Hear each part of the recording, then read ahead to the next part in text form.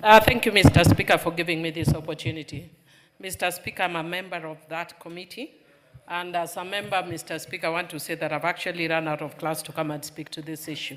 The first time I heard of Archer's post was in 1997, when my office then, or my employer then, the International Federation of Women Lawyers, FIDA, undertook a fact-finding mission on the issues of BATUK.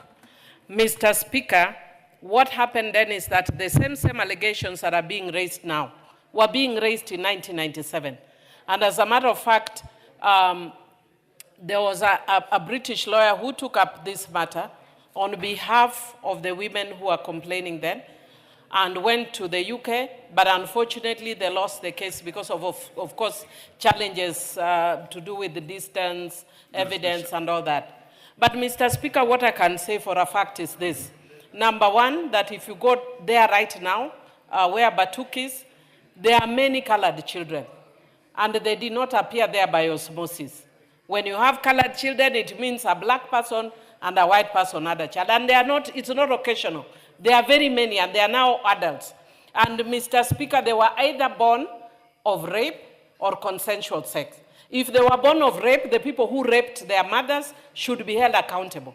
If it was consensual sex, then the fathers must take responsibility according to Article 53 of the Constitution of Kenya that recognizes even children born out of wedlock. Even in the UK itself, you actually have fathers taking care of their own children. Mr. Speaker, Kenyans have accused this parliament of abdicating its oversight role. And I'd want to challenge Kenyans to listen that this is one case where we are actually following and dealing with the oversight role properly. Mr. Speaker, if you listen to what the PS for Foreign Affairs has spoken about today, it is more sympathetic to the BATUK. As Parliament, we will not be sympathetic to BATUK. We will look at the human rights of our own people.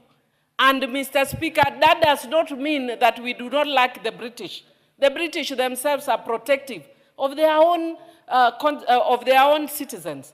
And it is embarrassing for us as Kenyans that would allow people on a friendly basis to come to our soil and then violate the human rights of our women, of our children, of our environment, Mr. Speaker.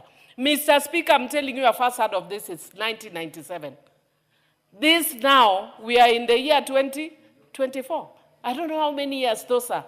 And Mr. Speaker, it is for this House to deal with those issues conclusively so that we don't have not only the British but any other foreign agency that comes into this country must respect the laws of the country. You can see what America has actually said very recently in regard to Somalis in the US, which is a very unfortunate comment. And I saw the representative there responding fairly well, because America has been known for their democratic ideals. So actually, when you actually single out a community for discrimination, it is wrong. But you can see that what they are trying to do is to protect their citizens at home. But in the same vein, Kenya must protect its own citizens at home.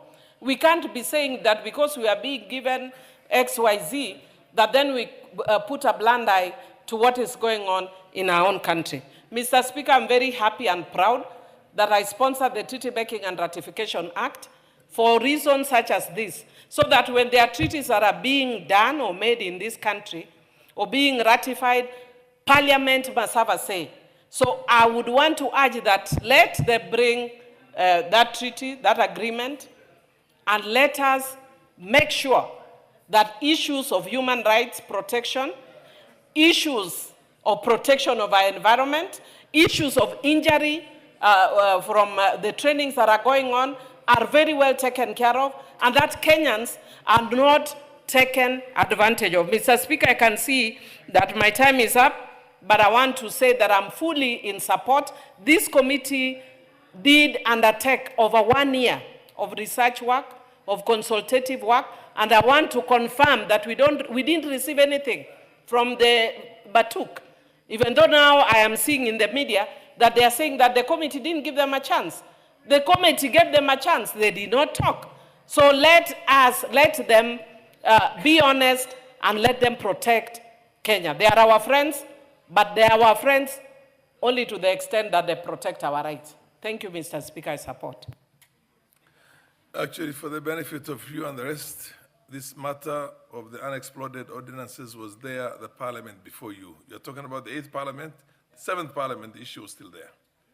And of course, there was the one in which a Kenyan lady was killed by a Marine way back around those times. Anyway, the Honorable Kenan, have you considered the possibility of taking the DNA of those crossbreed children and giving it to a lawyer in the UK?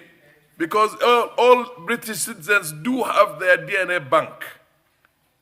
And that responsibility is there. Yes. Respond to that. Yes. Mr. Speaker, when the matter that came up in FIDA in 1997 was taken, there was limited access to DNA.